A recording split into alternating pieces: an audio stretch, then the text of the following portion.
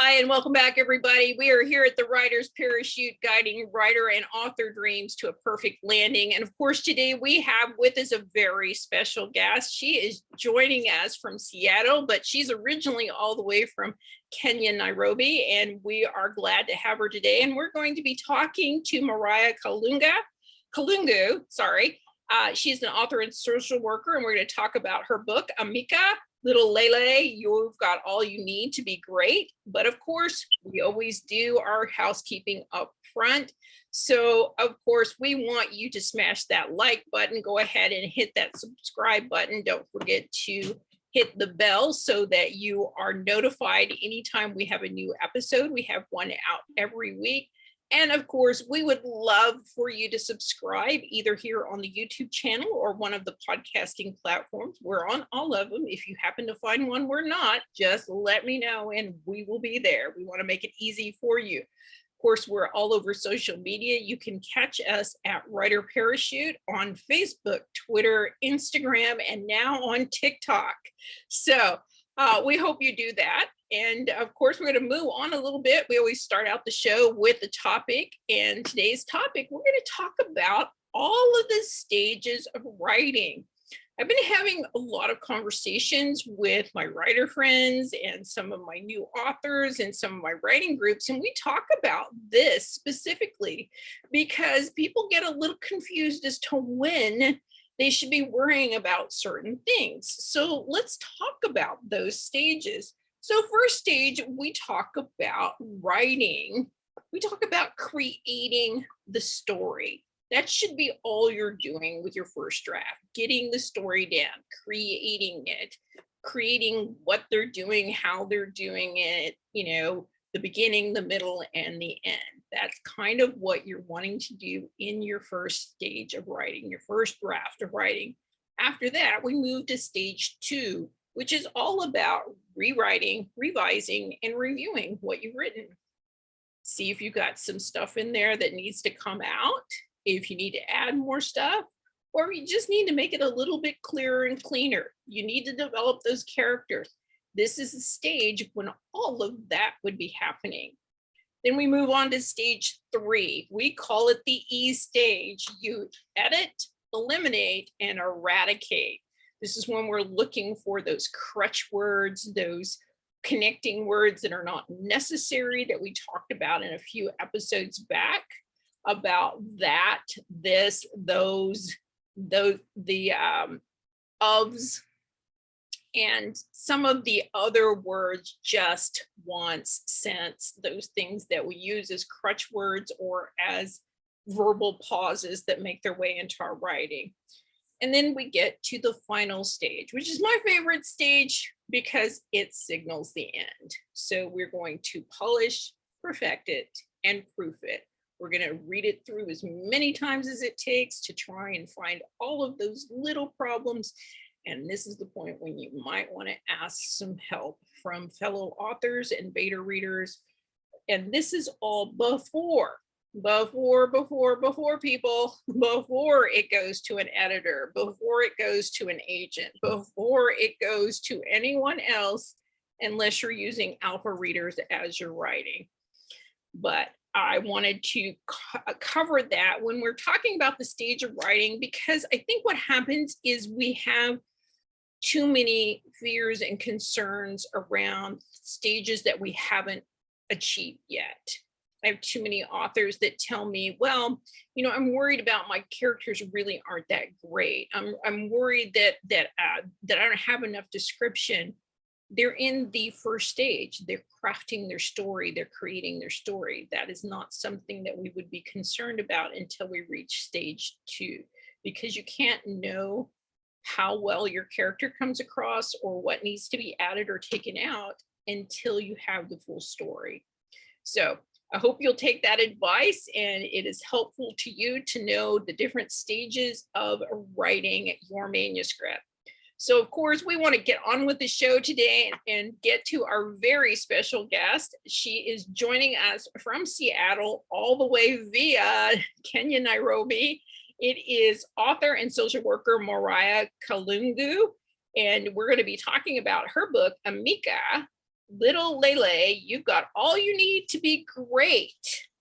Mariah was born and raised in one of Africa's biggest cities in Nairobi, Kenya. Nairobi City is popularly known as the safari capital of the world due to its prominence as a hub for safari tourism. Her daughter, Naima, has been an inspiration for her to write. Her book ideas come from looking at ordinary things in a new way.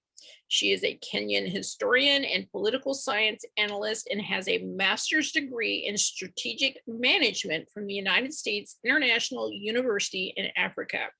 Her goal is to build children's libraries in Kenya and continue to write children's books that will inspire them to believe in themselves and go on confidently in the direction of their dreams. Welcome to the Writer's Parachute, Mariah. How are you today? Thank you very much, Donna, for having me today in your channel.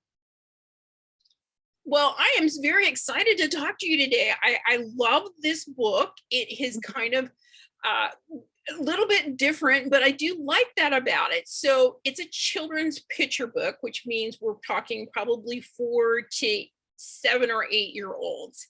And the title is Amika, Little Lele, You've Got All You Need to Be Great. And it's about empowering kids. So I want to know from you why creating a story with characters from Kenya, I mean, I sort of know why, but why you feel that this was such an important thing to have in a children's book. Well, Donna, I actually spent most of my lifetime in Kenya. And apart from the last 5 years that I've been here in the United States, and so it would just have been more definite that when I was doing my literature or writing, it have been influenced from my origin, Kenya. And so apart from that, I wanted to teach the little ones around here about my culture, tell my own story about the animals that I saw there. And I was very fortunate to have grown at a time where children belong to the community. And so I had a lot of my relatives living with us.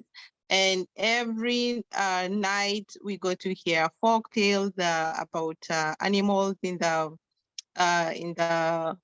forest, and also folktales about many issues that were facing Africans at that particular time, but more so for teaching children about value. And so I honestly felt it was such a perfect way of telling my stories, how like passing it down to the next generation. Right. And I do love it. And it's very colorful. And I do love it. And it does kind of give you like that transporting feeling that you're going to visit another country with these characters. And so the story, it focuses on self-worth and our perception of value of oneself. So what inspired you to write about that particular concept? Well, self-worth is most of the time little children keep on doubting their capabilities, and we are always wanting something better we see with our friends and the people around us. And we could kind of forget that we designed uniquely, and some of our handicaps can actually be our greatest strength. So self-worth, for me, the concept was really very dear to me because I also have a daughter. And I wanted her to understand that she's just very perfectly designed. And sometimes we may not have everything that we want, but whatever qualities that we have, those are actually what we need to be great in life. We don't need to have something that somebody else has. Right, you're absolutely right. And I love the story. It does bring home that entire concept about, you know, having self-worth and having value for yourself, which I think I agree with you, is very critical for kids because they are so inundated with negativity this day that, you know, this day and age, that it's really hard for them to find the positives even when they're looking at themselves. We tend to be overly critical, you know, of ourselves. You know, even as adults we do that. You know, sometimes the things that we say to ourselves we would never say to another human being in the world. but and kids are not excluded from that concept. So I am so glad that you did write this book. So you're a social worker and you're a political science analyst. So why and when did you discover that you wanted to switch careers or change careers or add onto your career and write children's books? This seems like such a diverse idea. It is. And I think it's sometimes also part of journey in life. We kind of moves you from one place to another, and it's how flexible you become with life. But generally, I have loved working with people my entire life. I've loved working with children. I love being around children. I love being around people. And so for me, the shift from being a political scientist to being a social worker came more of a natural thing to me.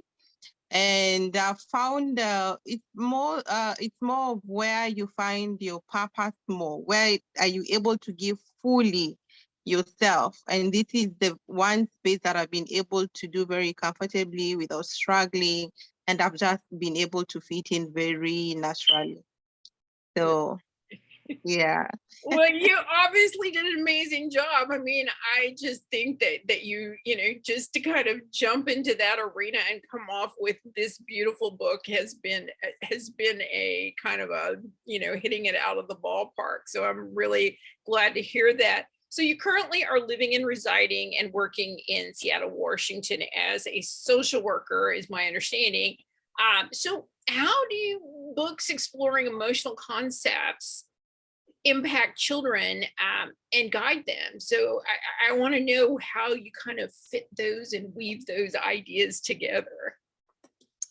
Well, Donna, there's something about storybooks, something that you were taught, or if somebody read to you something in a storybook, you oftenly are able to remember it many, many years down the line.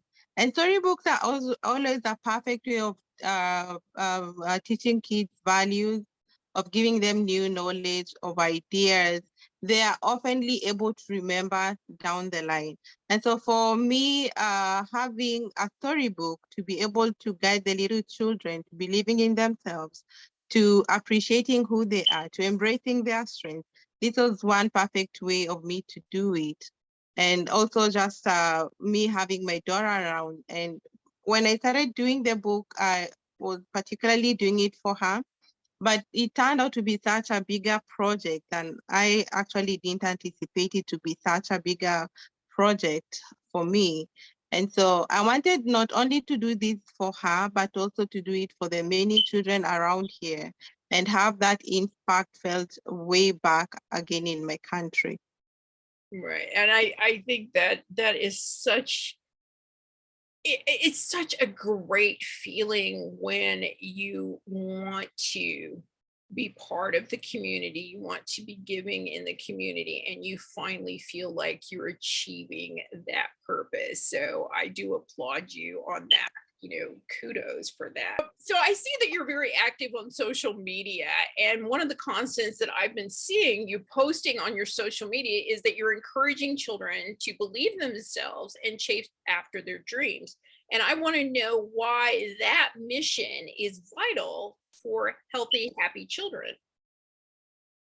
Well, for me, dreams are more like, why do we exist? Why it's more about what is our purpose in life? And most of the time when the journey from being a child to transitioning into being an adult, we might tend to forget why do we exist? What is our purpose in life? And the kind of dreams that we had when we were very little, because of all the noise that we get from people telling us that we are not able to achieve certain things in our lives, then we might tend to forget along the way. So for me, this was very important that even with the transition with the little ones from being children into journeying to be adults, they could remember that whatever dreams they had, they actually can be able to achieve the kind of dreams they have with the capabilities that they have within themselves. Right. And that is such a great lesson. And I do love that you're trying to get out on social media and reminding the adults in their lives that we need to remind our children to chase their dreams and to believe in themselves. I mean, and quite frankly, I kind of like it as a nice reminder to me as an adult that I need to be kinder to myself. I need to believe in myself, and I still chase my own dreams. So I don't think it's reserved just for children, but I think that it starts there, and it's really a Yeah. good point. So I want to know who inspires you as an author. Well, I read quite a lot, different kind of literature. So I get my inspiration from different kind of authors. Um, I have people like Grace O'Gord that really inspired me when I was little, when I was writing. Her style of writing is more of metaphorically. And but also I read so from my coach, she also inspired me that kind of writing, and she writes more religious articles. But the one person that has been truly very inspirational to me is an author, an American author. He's called Dr. Ronald Boyd. And he is a personal friend to me. But what really inspires me about him is that he has such a vast knowledge on different issues, and he writes more on religious articles, and he quite understands his area of study, and he's been able to travel far and wide. And the day I remember when he invited me to his library, he had such a rich library that I had never seen before, and I could read all the books in there. And so he's also been a door opener for me because he's opened a lot of opportunities, been able to network me with the people of the community, with other authors, with my current editor. So I want to be able to do the same for an upcoming author, to extend the same grace that I've been able to find in Dr. Ronald Boyd. Well, that is amazing, and I do applaud Dr. Boyce for helping you out with that, because oftentimes we don't see that. And I do applaud you in trying to reach out to new upcoming authors, because even though there are always going to be somebody that is a level above you, there is still always many things that you can help new authors that they will not understand until they've gone through it. So we talk here on the Writer's Parachute about obstacles and challenges and what makes your journey different each time. And so we know that most authors have those. So what was the biggest obstacle or challenge for you in getting your book done? And what do you think you learned from it? Writing a children's book might not be a simple task as many people would tend to think. You need to find the right illustrator to do your story, and your story really needs to fit with the kind of audience that you're looking to put your message across. So from doing your script for a storybook, looking for an illustrator to do that, getting your beta readers to do your books. And some of these beta readers are actually children, seeing does my language style fit to these audience. So it has been a journey for me, and one of the most difficult tasks for me during that period was getting the right illustrator to do my work. And so I remember going through different illustrators, and sometimes you find, because of also different time zones, you have to keep working maybe during the night, or just shifting your time to fit in with your illustrator, and working hand in hand with them, and also relying, being patient enough with them to do your work according to their timelines and everything. So it was a bit challenging for me in terms of an illustrator. In terms of my script, I was very fortunate when I was just beginning my work to get a mentor who took me through what do I need to do for a children's book. So I was very fortunate to have that at that particular time. And then also being an indie author, if you're doing publishing your book to Amazon, it's more scientific, you know? So getting to understand the science between uploading your book and having it actually being viewed by the kind of people you want it to be read with. There's a lot of science behind that. And I'm always grateful to my mentor. Her name is actually Donna, like you. Ah, So yeah, so I was really fortunate that she was able to take me through all these. But the journey is not yet over until you have your book into the right hands to your audience. So there's another journey of marketing, which has been also really challenging. Just getting to find where is your audience, how can you be able to reach to them? So that has also been a different kind of task for me. And I've been able to have networks that have been able to get me through to schools, through to churches, Sunday schools, to people, to teachers. So it's a whole entire basketful that you have to know how to work around. well, yeah, and I will tell you, as a coach and mentor and stuff like that, there are millions of ways that you can market. You have to kind of, I would always tell my clients that the best way to begin your marketing journey is determine what you want. You have to start with the end in mind and kind of work backwards. It's like, are you wanting reviews? Are you wanting sales? Are you wanting to get into schools? Are you wanting to make a bestseller list? Do you want to travel to festivals? Do you want to do speaking engagements? These all are different results, and therefore they require a lot of times a different journey. But we'll get into that more later. But you and I talked a little bit in the pre-show about the language style barrier that you were dealing with while writing your book and going through the process. So can you just kind of explain that a little bit to our audience about what we're talking about here? As it was a difficulty for you, and I think it's very common for non-native American speaking people, and I think we, even American authors have this a little bit when we try to take our books over to the UK and some of the other countries. So can you speak on that, please? Well, it was really interesting when I had done my script and I thought I had the right kind of style of language in there. And I gave it to my mentor at that point to read, and she couldn't quite understand what I was trying to say.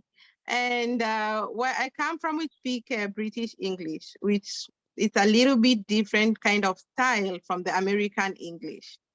So I had to have, and that is why it's really important to have an editor edit your books, make sure that the kind of style and language that you're putting in fits in with your audience. Absolutely, absolutely. And and this is also where your beta readers are very, very helpful. They can, they can pick up some of these phrasings and styles of language that may not resonate with your audience. So I am glad you brought that up, and we'll talk a little bit more about that in a little bit. So we're going to ask you just a few fun questions here. So if you could speak to your younger self now, what do you think the advice you would give? I think I'd give my younger self two advices. Number one, believe more in yourself. I think a lot of times I had a lot of self-doubt that I couldn't accomplish some tasks in life. So if I had the kind of literature that I have right now through my book, I think I would have understood more of, there are some qualities that I have that I thought was like an handicap for me. And they've actually turned to be one of my greatest strengths. So more believing in myself. And number two, take time to rest. Yes. Time with life, my life has been quite busy, and navigating life from Africa to the US, it has been just like a roller coaster. And most of the time I spent in working. And there's a poem by Davis that I really like, and he talks about you need time to stand and stare. You need time to rest. And I think there's a lot of opportunities when you miss out when you don't take time to rest and to just get your energy back. And this is actually has inspired my second book that I'm writing. I still on Little Lele, but why he needs to take it slow and rest. So those are the two things I think I would look back and give myself advice. There's more to life than work, work, work, work. Right. And we're going to talk about in the tip at the end here a little bit about that. I just read an article that somebody had put up on Medium about the fact that we forget sometimes as authors that, we're kind of at this fast-paced kind of chase after our customers kind of thing. And we forget that once you publish a book, it's out there forever. Mm-hmm. This is a journey of a lifetime, and we often call it a marathon, not a sprint. But a lot of times when we're doing the marketing and the writing and stuff like that, we almost treat it like a sprint and we forget to rest.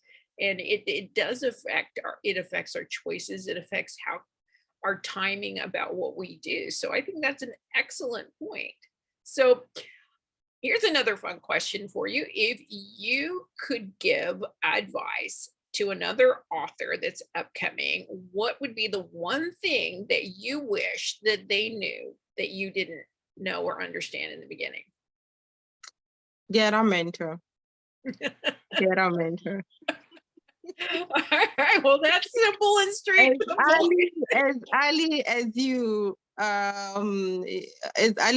understand, or rather you have a revelation that you need to write and you're a first-time author, get a mentor. This person is able to help you navigate through the entire process. Just beginning, I said, writing a book is actually a science, and if you have a mentor that is able to help you, you'll be able to learn and get ahead, to be a little bit, you'll be ahead of other authors who just begin doing by themselves. Things like beta readers, all these things you get to learn through a mentor, Mm-hmm. Right. Actually, you're very correct in that. I do see a lot of people that come to me after a really long time struggling on their own, and they're like, I've got a mess here. Can you help me? And it's like, we figure it out, but there are some things that it is easier to figure out in the beginning, because sometimes if you have to go all the way back to the beginning to fix things, it gets a little frustrating. So I agree with you. Get that mentor, get some help, even if it's just a fellow author that can kind of give you the idea of what you should be doing and when you should be doing. Because again, as we talked about at the top of the show, a lot of times people get it out of order what they should be worrying about. They get halfway through the story or they write the first draft and then they're ready to start talking about marketing. It's like, no, go make your story good before we talk about marketing. So yeah. And also don't be afraid to ask for help. If you're stuck somewhere, look for somebody to help you out. And get to meet people in the community, get to network on social media. All these are actually really helpful, even before you starting to write. Right. Absolutely. One of my favorite authors that I've followed her for a really long time is Nora Roberts. And one of her famous sayings is, if you never ask, the answer is always no. That's right. So I appreciate that. So what's next for Mariah? You talked a little bit about an upcoming book. Let's hear a little bit more about that. Yeah, I'm excited on this book because it actually talks to my younger self, why you need to rest. and it's about little Lele, and it's called Little Lele with the Doing Disease. And Lele gets into a habit of running after gold and chasing after gold, forgetting to rest. When the rest of the animals are out there playing, he forgets to rest and he gets the doing disease. You know, you're always chasing and never getting enough. And sadly, at the end of it, he spends all his earned gold getting treated with Dr. Bear. Mhm. Yeah. Well, So, we're and so excited. And of course, you have any time frame on when you think this book is going to be available for our listeners? looking towards by end of August, the book should be available for the audience. So I'm working it up with my illustrator to get it finished on that. Okay, awesome. Yeah. So Yeah. we'll have to have you back on to talk about that and how your journey is going. And, so we definitely want to bring you back for that. So do you have any upcoming events or giveaways that we can share with our listeners today?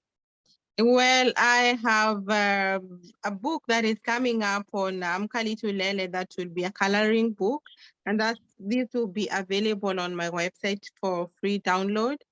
And Amka Little Lele also will be downloadable for free in the mid-August. That will be on 15th of August on Amazon. So listeners can be able to download a copy of the book on Amazon on August 15th.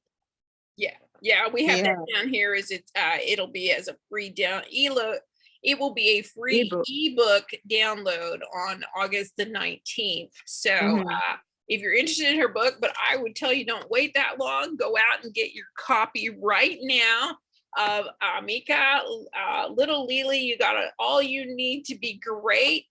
So where can we find your books? My books are online on Amazon, Barnes and Noble, through my website as well. This is where we can actually get my books. Okay. And your website is Mariah. No, it's not Mariah Kalungu. It's www.nimascreativeworld.com. Okay. Could you spell that out for us for the listeners who are only getting the audio? NIMACREATIVE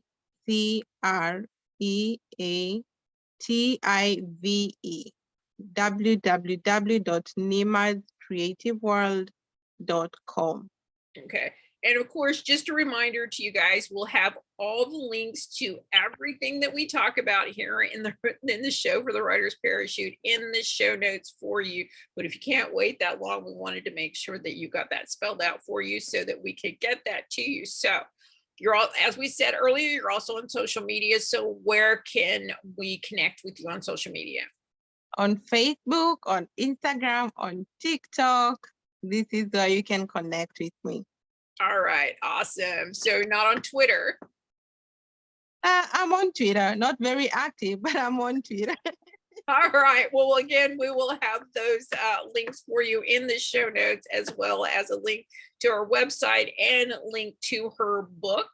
So where can listeners find updates and information about you and your upcoming books? And that will be through my website and my social media platforms. All right, awesome. Yeah, so we're so excited for that. And like I said, we'll have all the show notes for you. We appreciate having Mariah here with us, and she's going to stick around for just a few minutes because we're going to go pull the ripcord on our tip of the week before we close out today's show. So our tip of the week is going to be multifaceted because Mariah just brought up so many great questions and so many great thoughts. So let's see if I can't magically pull all of them together. So one of the first things she talks about, and she said it multiple times, get a mentor. I agree with her. Do that, do that, do that. Get yourself a mentor. Get somebody that knows what they're doing or has some knowledge about how to proceed. If you cannot find a mentor, there are multiple avenues to find mentors. Go to writing conferences. Trust me, you're going to find plenty of people who are mentors. Sign up for writing conferences where they have mentors on slate for you to learn from. Also, become a member of this the Society of Children's Book Writers and Illustrators, the SCBWI. I will get that immediately. .org. They are a society, one of the older writing societies here in the United States, and they do help specifically children's authors and writers and illustrators. So find a lot of information from them. Also, the Authors Guild, authorsguild.org. They have a tremendous list of helpful information and mentors. And of course, reach out to your local writing groups in your area. Trust me, somebody's going to know somebody. And if you don't get any results from these, then take a little hint from one of my friends who I told her to just scribble a note on a piece of paper and take a picture of it that says, I need help. Is there any mentors out there? And she got over 200 responses on her social media. So trust me, somebody will be willing to help you. So the second thing she talked about is taking time to rest. And I did mention that I read this article this week that's talking about how we forget that we don't have to do everything this minute. It isn't important to make all of those awards at this moment. It's not important to get all of those reviews at this moment. It's not important to get into every school, into every conference, into every festival at this moment. These books, if you continue as an author, are going to be out there for the rest of your lifetime and beyond. For me, I don't worry about any of that stuff. I'm fortunate I don't have to depend on this for an income. So I don't worry about the sales. I worry about getting it into the hands of kids. I want to be a great author, a respected author, a beloved author for my lifetime and beyond. So I try to pace myself. I do different things. Try not to get caught in that comparison trap, because this is where I see a lot of mistakes being made with marketing. Somebody will see what somebody else is doing and they're going to go, oh, I'm going to go do that because they're doing so well with it. There's several problems with that. Probably they did a lot of time setting up and learning how to do that correctly, where you're just kind of flying by the seat of your pants. Also, their book may be strategically different. Their result that they're wanting may be strategically different. So that's not always the best way. And again, as I said, if you're going to be looking at your marketing plan, look at the result that you're wanting first. Figure out what it is that you are wanting to get, because that will tell you more effectively than anything else how you should market. Because if you're just wanting to be on podcast and wanting to be seen and wanting to be known, there's a certain way to go about doing that. But in doing that, you're probably going to give up some of the ability to be able to be spontaneous and be on social media and be able to go to festivals and stuff like that. There are trade-offs. Now, that's not to say that you can't do a bunch of podcasts and blogs this year and then next year do a bunch of festivals with your book. All of this stuff is achievable. As she said, take that time to rest. Take that time to not only rest your mind, clear your palate, but think about what it is that you want to achieve. Because I think in all of the things that Mariah shared with us today, that's the biggest lesson. Take the moment to figure out what it is that you want your journey to be. So I can't add too much more than that. So of course we want to thank Mariah Kalungu for Kalungu. I will get this straight one of these days. I appreciate you being here on the Writer's Parachute, and I am so happy to have you here and talk about your book, Aminka, Little Lele. You've got all you need to be great. I highly encourage you, if you have a child between the ages of 4 and 8 years old, to go get your copy of it. Again, we'll have the links to that in the show notes. Do you have anything else you'd like to add before we close out today's show? Maybe what I can add to anybody who is aspiring to be an author, you have to have a greater purpose other than just doing the writing. why are you doing the writing? And that will keep you going through. Sometimes not many people get to have their income through writing books. So you have to have a greater purpose of why you're doing your work.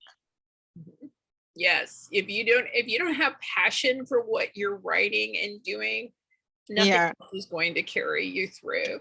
So we are so grateful to have Mariah today with us, and we encourage you to go buy her book. And of course, we want you to come back next week for another great episode here on the Writer's Parachute. And of course, we always, always, always wish that your writing dreams land well and take you into the future. See you guys next time. Bye. Bye, and thank you, Donna.